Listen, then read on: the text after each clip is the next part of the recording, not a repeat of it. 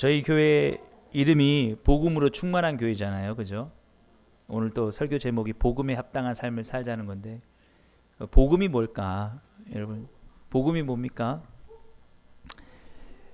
복음은 한자어로는 복, 복자, 소리, 음자에서 복된 소리, 뭐 기쁜 소식 이렇게 쓸 수 있습니다.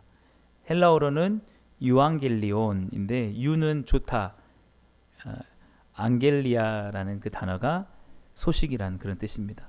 그래서 우리 복된 소식, 아주 기쁜 소식, 그게 복음이다라는 것이죠. 예.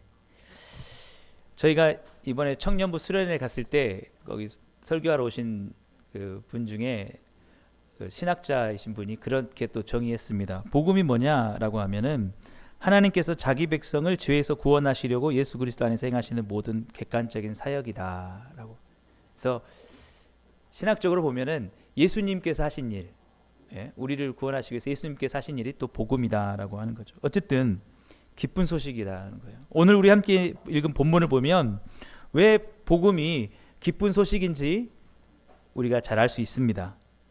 오늘 우리 본문에는 간음이라고 하는 중대한 죄를 저지른 여인이 그 간음 죄 때문에 죽을 뻔 하다가 죽지 않고 살아난 이야기가 나와 있습니다. 예수님 때문에 그렇게 된 건데 그 여인에게 예수님은 아주 기쁜 소식이었다라는 것이죠. 우리 오늘 본문 3절에서 5절을 다시 한번 보실까요?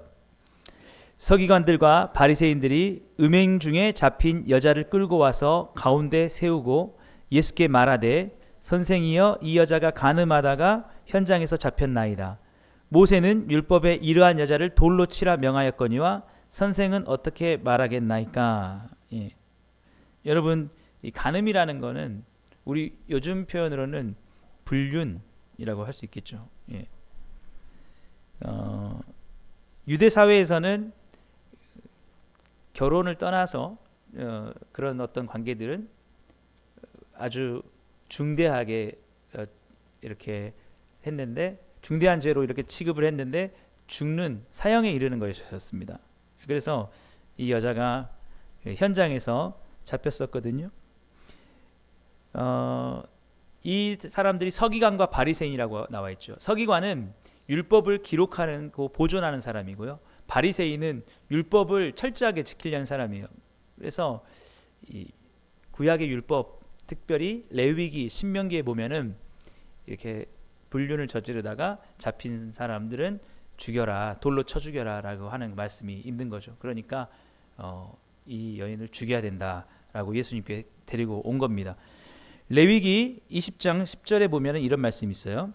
누구든지 남의 아내와 간음하는 자, 곧 그의 이웃의 아내와 간음하는 자는 그 간부와 음부를 반드시 죽일지니라. 간부는 남자를 말하고 음부는 여자를 말합니다. 예. 또 신명기 22장 23절에서 24절은 이렇게 되어 있습니다. 처녀인 여자가 남자와 약혼한 후에 어떤 남자가 그를 성읍 중에서 만나 동침하면 너희는 그들을 둘 다 성읍 문으로 끌어내고 그들을 돌로 쳐 죽일지니. 예. 그래서 이런 이 죄들이 그 사회에 생겨나지 않도록 아주 강력하게 이렇게 처벌을 했던 것이죠. 예. 그런데 이들이 예수님께 이 사람을 데리고 왔습니다. 그리고 예수님, 율법에 이런 자를 죽이라고 했는데 예수님은 어떻게 하시는 게 좋다고, 어떻게 하는 게 좋다고 생각하십니까? 근데 이렇게 물어본 이유는 예수님을 고발하려고 그렇게 한 것이다라는 것이죠. 우리 본문 6절 같이 다시 보겠습니다.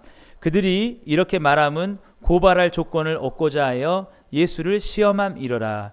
예수께서 몸을 굽히사 손가락으로 땅에 쓰시니 라고 되어 있습니다. 그러니까 여러분,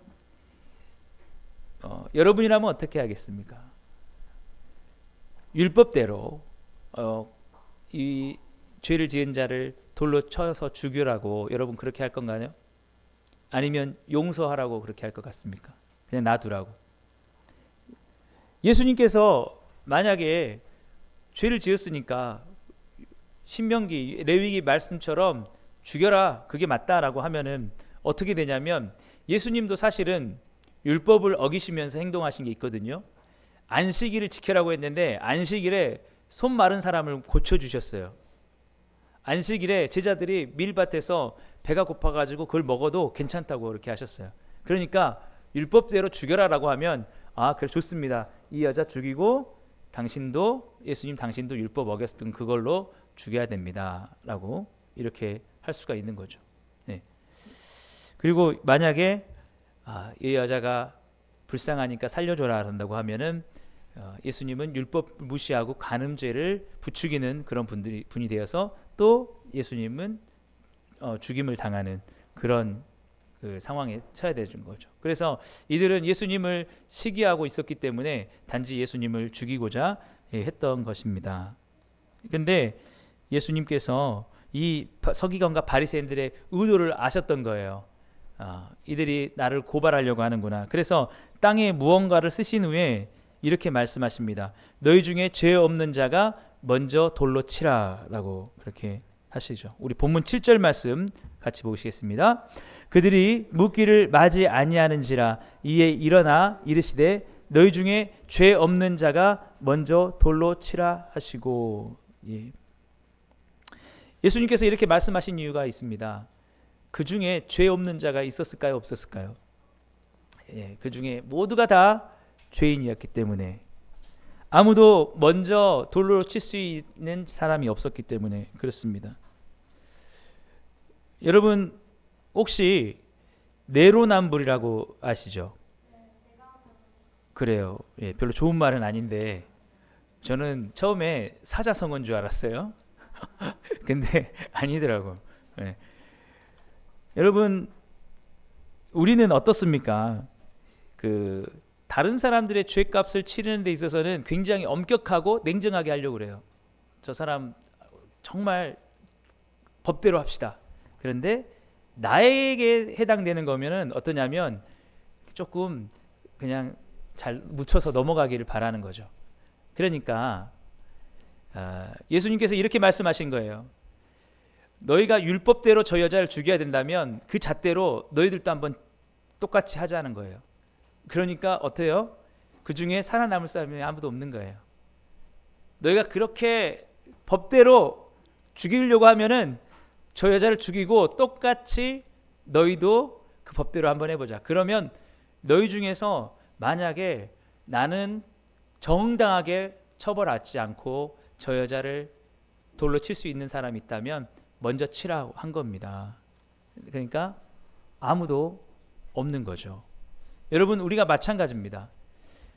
우리 중에 하나님의 엄격한 잣대로 봤을 때 단 한 사람도 율법대로 해서 살아남을 수 있는 사람이 없는 거예요.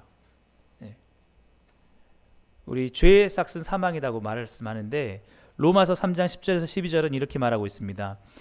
같이 보실까요? 기록된 바 의인은 없나니 하나도 없으며 깨닫는 자도 없고 하나님을 찾는 자도 없고 다 치우쳐 함께 무익하게 되고 선을 행하는 자는 없나니 하나도 없도다. 여러분 우리가 하나님 앞에 섰으면 누구나 다 같이 죄인으로밖에는 드러나지 않는다라는 것입니다. 그래서 예수님께서 그렇게 말씀을 하시니까 이 사람들이 양심의 가책을 느낀 겁니다. 지금 예수님 말씀처럼 법대로 처벌을 하면 살아남을 수 있는 사람이 없구나. 그러니까 다 같이 하나둘씩 그 현장을 떠나게 되는 거죠. 우리 8절과 9절 말씀도 같이 보시겠습니다. 다시 몸을 굽혀 손가락으로 땅에 쓰시니 그들이 이 말씀을 듣고 양심의 가책을 느껴 어른으로 시작하여 젊은이까지 하나씩 하나씩 나가고 오직 예수와 그 가운데 섰는 여자만 남았더라. 그렇습니다. 예수님이 이 당시에 땅에다 뭐라고 쓰셨느냐라는 것은 정확히 알 수가 없는데 학자들은 아마 다른 제목도 쓰셨을 것이다. 예를 들면 도둑질이나 또 거짓말이라든지 살인하는 거라든지 쓰니까 그대로 처벌하면은 자기도 무사하지 못할 거라는 마음이 든 거죠. 그래서 우리가 유전무죄, 무전유죄라고도 하는데 여러분 사실은 모두에게 공평하게 적용한다고 하면 그 누구도 살아남을 수 있는 사람이 없습니다. 이 세상의 법도 그렇지만 하나님의 율법 안에서 더더욱 그럴 수 있다라는 것이죠. 예. 그래서 우리가 뭐 털어서 먼지 나오지 않는 사람 없다고 하는데, 예, 이 사람들도 양심의 가책을 느꼈다는 거예요. 양심의 가책. 내가 그동안 나의 신분을 이용해서 법의 테두리 안에서 내가 좀 안전하게 있었지만 정말 똑같은 상황 속에서 저 힘없는 여인에게 하듯이 나도 나의 기득권을 내려놓고 똑같이 법 앞에 서면 나도 무사할 수 있겠구나. 아니 가장 먼저 돌을 맞아야 될 사람이 나구나. 절대 내가 먼저 돌을 던질 수 없구나. 이런 마음의 양심의 가책이 온 거라는 겁니다. 여러분 사실 우리가 드러나지 않아서 그럴 수 있어요. 우리 죄가 드러나지 않아서 들키지 않아서 그럴 수 있겠지만 사실 어떤 자들은 그 보호 대상이 없어서 그 법 앞에 금방 드러날 수 있습니다. 그런 자들이 처벌받는다고 해서 우리는 나쁘다고 손가락 할 수 있을지 모르지만 따지고 보면 우리가 드러나지 않았을 뿐이지 밝혀지면 우리에게도 동일한 그런 처벌이 주어질 수 있다라는 것이죠. 예. 그래서 사람들이 다 지나가고 나서 오직 예수님과 그 여자만 남아 있는 것입니다. 예수님께서 이렇게 말씀하시죠. 우리 10절 말씀입니다.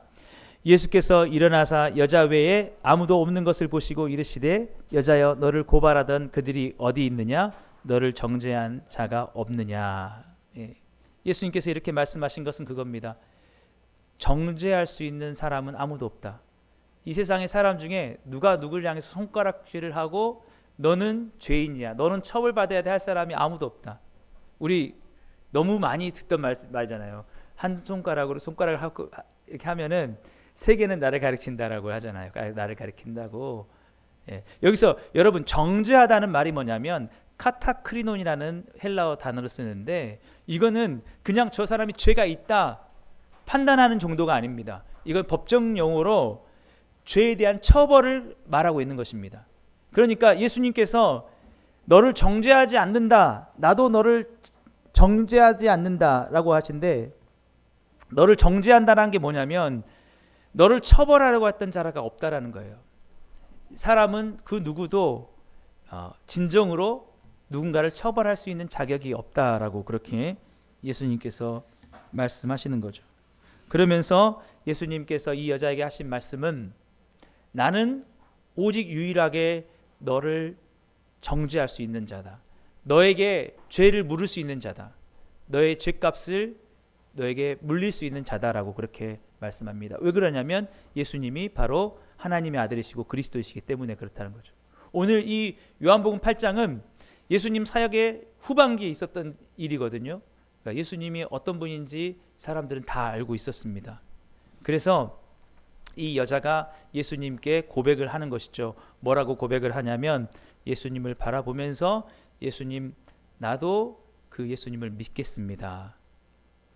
예수님이 나를 죄를 물을 수 있지만 죄값을 내게 물을 수 있지만 주님이 나의 죄값을 묻지 않을 수 있는 또 유일한 분이라는 것을 내가 믿겠습니다 라고 그렇게 하는 것입니다. 오늘 본문 11절 말씀 우리 마지막으로 보겠까요? 대답하되 주여 없나이다. 예수께서 이르시되 나도 너를 정죄하지 아니하노니 가서 다시는 죄를 범하지 말라 하시니라. 이 여자가 뭐라고 대답했냐면 주여 없나이다 라고 고백했다는 거예요. 예수님을 주라고 고백을 했다는 거예요. 그러니까 이 여자가 그 모든 말씀을 다 듣고 알았다는 겁니다. 예수님은 우리의 죄를 물을 수 있고 죄값을 우리에게 묻게 하실 수 있는 유일한 분이시지만 그분이 우리의 죄값을 묻지 않게 하시기 위해서 이 땅에 그리스도로 오셨다는 것을 이 여인이 믿고 고백한 겁니다. 주여 없나이다. 주여라고 했다는 거죠. 여러분 이 예수님을 향한 호칭이 서기관과 바리새인들과 다르다는 걸 여러분은 발견하셨습니까? 서기관과 바리새인들은 예수님을 뭐라고 불렀죠? 선생이여 라고 불렀어요. 예, 디다스칼레라는 단어인데 이 여인은 퀴리에 주여라고 부른 거예요. 예, 그러니까 무엇입니까? 이 두 부류가 있다는 거예요. 자기가 양심의 가책을 느끼고 죄인이라는 것을 느끼면서도 예수님을 떠나가는 사람들이 있습니다. 예수님께 나오지 않아요. 나는 죄인이지만 그래도 예수님을 떠나서 죄를 향해서 살아가는 사람도 있어요. 그러나 하나님 보시기에 똑같은 죄인인데 이 여자는 어떻게 하고 있습니까? 주여, 주님이라고 주님께 고백하고, 주님, 나는 죄인이지만 주님이 나를 정죄하지 않으신다면 나는 그런 은혜를 받기 원합니다 라고 고백하고 있는 거죠. 아까도 말씀드렸듯이 이 정죄가 뭐냐? 죄를 묻는 것, 죄값을 치르게 하는 거예요. 정죄는 그냥 죄가 있다 정도가 아니라 죄값을 치르게 하는 것. 그러면 여러분, 우리가 하나님 앞에서 치러야 될 정죄가 무엇입니까? 그것은 영원한 죽음이라는 겁니다. 하나님의 나라에 이를 수 없고 영원한 고통 가운데 가는 그 죄값을 누가 우리에게 물릴 수 있냐? 예수님이 하실 수 있다는 거예요. 예수님이 마지막 날에 이 땅에 다시 오실 것입니다. 그리고 심판하실 때 우리에게 죄값을 물릴 수 있다는 거예요. 너희는 영원한 죽음 가운데 있어야 된다. 그런데 누가 정죄를 받지 않습니까? 예수님을 주라고 고백하는 자들. 죄인이지만, 똑같이 죽어 마땅한 죄인이지만 예수님 곁에 남아서 예수님을 바라보면서 주여라고 할 수 있는 자들에게, 그 믿음을 가진 자들에게 예수님이 뭐라고 말씀하십니까? 나도 너를 정죄하지 아니하노니, 너에게 죄값을 묻지 않겠다는 거예요. 그러면 그 죄값을 누가 감당하신다는 겁니까? 맞습니다. 십자가에 달리신 예수님께서 대신해서 죄값을 치르신다는 거예요. 이것을 믿는 자에게는 정죄가 없다라는 것입니다. 다시는 죄값이 주어질 게 없다라는 거예요. 여러분, 이것이 바로 복음입니다. 이게 바로 우리에게 기쁜 소식이에요. 복음이 주는 기쁜 소식은 뭐냐면, 내가 지은 죄에 대해서 내가 값을 치를 게 없구나, 내가 죽지 않아도 되구나 라는 거예요. 이 여자가 죽어야 되는 상황 속에서 예수님께서 함께 하심으로 이 여자가 살았던 것처럼 우리의 영원한 생명이 예수님의 은혜로 죄값을 받지 않는다라는 것입니다. 이게 바로 복음이다라는 것이죠. 그런데 우리가 복음에 합당한 삶을 산다는 것은 무엇입니까? 바로 이 복음의 가치에 맞게 살아간다는 거예요. 여러분, 우리는 늘 하나님 앞에 섰을 때 우리 자신을 바라볼 때 부족하다고 느낄 겁니다. 여러분, 한 주간 여러분 지내시면서 이 교회 나오실 때 어떠한 마음으로 나오셨습니까? 하나님, 나는 한 주간을 돌이켜 볼 때 부족한 게 없고 완벽한 삶을 살았습니다. 여러분, 이런 마음으로 나오신 분들이 있습니까? 아니면 여전히 나는 죄인입니다. 왜 이렇게 한 주간 하나님 뜻대로 못 살았을까요? 이런 마음으로 나오셨습니까? 그런데 이런 자들이 복음에 합당하게 살아가는 건 뭐냐면, 자신이 행한 것을 보는 게 아니라 예수님께서 행하신 것을 보며 나오는 거예요. 여러분, 우리 자신이 스스로 나를 생각할 때, 내가 한 주를 살아갈 때 하나님 말씀대로 살지 못했습니다. 그래도 하나님 앞에 우리는 어떠한 마음으로 나옵니까? 주여, 주님 은혜를 주옵소서. 그러면 예수님이 우리에게 뭐라고 말씀하시냐면, 나도 너를 정죄하지 아니하노니. 우리에게 더 이상 죄값을 물으시는 게 없다라는 거예요. 어떤 분들이라도 자신 있는 분이 있을 겁니다. 나는 한 주 동안 완벽하게 살았어. 그런데 하나님 앞에서 보면 사실은 거의 비슷합니다. 아무리 열심히 산 사람이나 부족하게 산 사람이나 하나님 보시기에는 동일할 수 있어요. 우리가 구해야 될 건 뭐냐면, 우리가 잘했던 것이 아니라, 우리는 부족하지만 예수 그리스도께서 우리를 위해서 대신 십자가에서 죽으시고 그 죄값을 다 담당하셨기 때문에 나의 어떠한 행동이 있더라도, 부족함이 있더라도 주님이 나를 정죄하지 않으신다라는 그 믿음을 갖는 것입니다. 이게 바로 복음에 합당한 삶을 살아가는 거예요. 복음의 가치를 믿는 삶입니다. 복음의 가치를 믿는다는 것은 내가 어떻게 되느냐가 아니고, 나를 위해서 예수님이 무엇을 하셨느냐, 그것을 믿는 거예요. 이 여인처럼. 여러분, 로마서 8장 1절에서 2절은 이게 이렇게 말씀합니다. 같이 보실까요? 그러므로 이제 그리스도 예수 안에 있는 자에게는 결코 정죄함이 없나니 이는 그리스도 예수 안에 있는 생명의 성령의 법이 죄와 사망의 법에서 너를 해방하였음이니라. 예. 죄와 사망의 법이라는 게 율법의 법이에요. 율법으로 여러분 철저하게 우리가 검증받으려고 해봅시다. 여러분 살아남을 사람 없습니다. 여러분 우리 청문회만 해도 탈탈 털리잖아요. 여러분 우리의 모든 삶을 하나님 앞에서 한번 탈탈 털어보면은 죄와 사망에서 살아남을 수 있는 사람이 없습니다.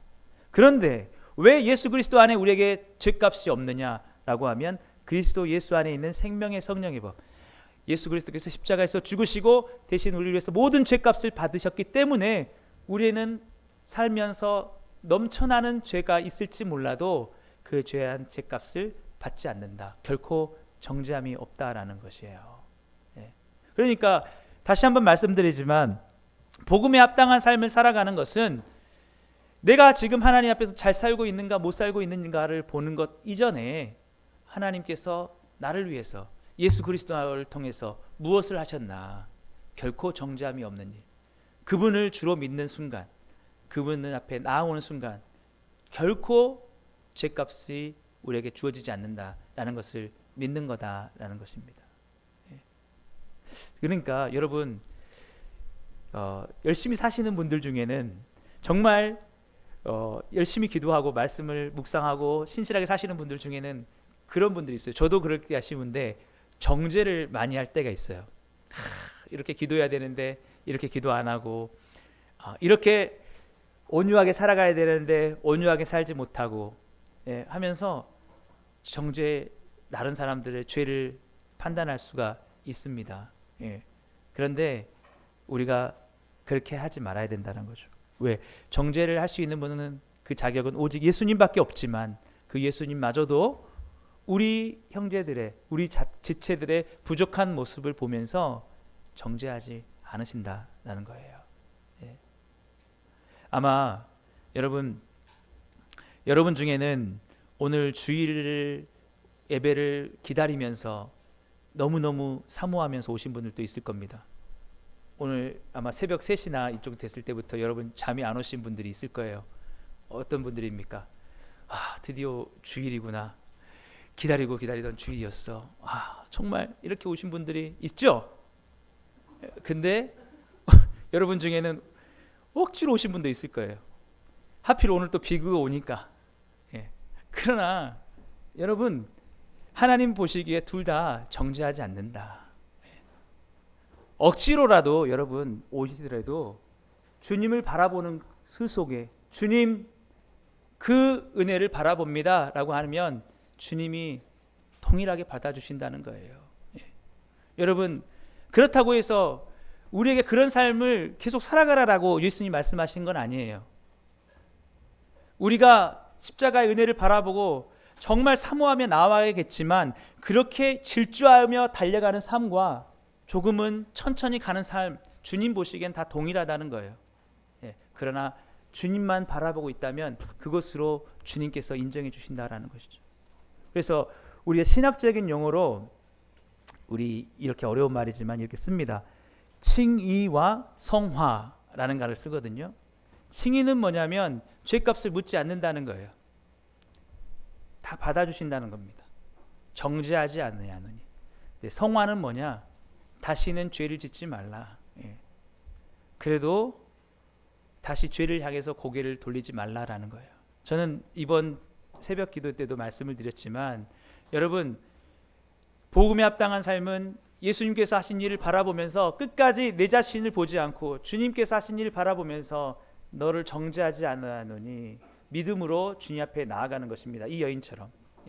그러나 복음에 합당하지 않는 삶은 뭐냐면 고개를 돌려서 십자가를 등에 지고 예수님을 떠나며 갔던 서기관들과 바리새인처럼 죄인임에도 불구하고 십자가를 의지하지 않고 그저 죄를 향해서 달려가는 그런 삶입니다. 이게 복음에 합당하지 않은 삶이에요. 이들에게는 정죄가 있다는 거예요. 서기관과 바리새인들에게는 정죄가 있다는 겁니다. 오히려 그들은 주님을 은혜를 저버렸기 때문에.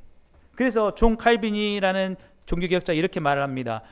복음을 향해 절뚝거리며 걷는 것이 죄를 향해 질주하는 것보다 낫다. 예. 여러분 중에는 그 복음의 은혜가 너무 감사해서 사도 바울처럼 십자가를 바라보면서 열심히 달려가시는 분들이 분명히 있을 거예요. 그러나 또 어떤 분들은 바라보고 있지만 아직 나의 삶이 죄의 습관에서 다 벗어나지 못해가지고 정말 가까이 가고 싶지만 내 몸이 따르지 않는 분들도 있을 거예요. 절뚝거리면서. 그러나 이 모든 것을 주님께서 다 받아주신 건 뭐냐? 그래도 고개를 돌리지 않았기 때문에. 주님을 바라보면서 주님께서 나를 죄값을 다 담당하셨다는 그 십자가를 바라보면서 절뚝거리면서 가는 삶이, 그래도 여러분 억지로라도 주일 되면 힘들어도 나오는, 여러분 그 삶이 복음에 합당한 삶이다라는 것입니다. 끝까지 주님을 그 눈을 놓지 않는 그 삶 말이죠. 예. 여러분들이, 저는 이 예배에 나왔을 때 무엇 때문에 나왔을까? 여러분, 그래도 여러분 마음속에 예수님이 나를 위해서 십자가에서 죽으셨고 나의 구원을 이루셨는데 내가 그냥 있을 수 없지 라고 하는 마음으로 여러분 나오지 않았을까, 그렇게 생각을 합니다. 바로 그게 복음에 합당한 삶이에요. 우린 누구도 정죄할 수가 없습니다. 누구의 믿음도 판단할 수 없습니다. 여러분, 물론 우리가 열심히 주님을 향해서 달려가면 좋겠죠. 예. 그러나 판단은 누가 하시느냐? 예수님만 하신다라는 것입니다. 예. 그리고 주님은 우리에게 그렇게 말씀하십니다. 나도 너를 정죄하지 않는다라고 말입니다. 예. 예, 사랑하는 성도 여러분, 이 시간 우리가 복음의 의미를 다시 한번 생각해 봤으면 좋겠습니다. 만일 복음이 내가 온전하게 주님 앞에 서지 못했다면, 내가 정죄를 받는 것이라고 한다면 우리 중에 기뻐할 수 있는 사람은 아무도 없습니다. 우리는 율법에 의한 철저한 심판만 우리는 기다릴 수밖에 없는 것입니다. 그러나 복음이 기쁜 소식이 될 수 있는 것은 내가 열심히 달려가든지 내가 절뚝거리며 달려가든지 간에 상관없이 주님께서는 우리를 위한 구원을 다 이루어 주셨다라는 것입니다. 하나님께서 그 은혜로 여러분의 삶을 끝까지 인도하시고 가시겠다는 것입니다. 여러분, 주님께서 여러분에게 하시는 말씀 기억하시고 어떤 상황에서도 주님을 바라보며 주님께서 나를 위해서 십자가에서 이루신 이 은혜를 바라보는 이 고개를 돌리지 마시고 끝까지 달려가시는 여러분들 다 될 수 있기를 바랍니다. 주님께서 여러분들의 삶을 지켜주실 것입니다. 기도하겠습니다. 사랑의 하나님 아버지, 감사합니다. 우리가 죄인됨에도 불구하고 우리 가운데 찾아오셔서 우리의 죄를 정죄하지 않으시고 우리의 죄값을 스스로 다 담당하셔서 우리에게 영원한 생명의 문을 열어주심에 감사를 드립니다. 이제 우리의 삶이 우리 자신의 행함을 바라보는 것이 아니라 주님께서 우리를 위하여 행하신 놀라운 구원의 은혜를 바라보면서 그 믿음 가운데 절뚝거리면서라도 십자가를 바라보고 믿음 가운데 살아갈 수 있는 우리 모두 복음에 합당한 삶을 살아가는 주의 백성들 다 되게 해 주옵소서. 예수님의 이름으로 감사하며 기도드리옵나이다. 아멘.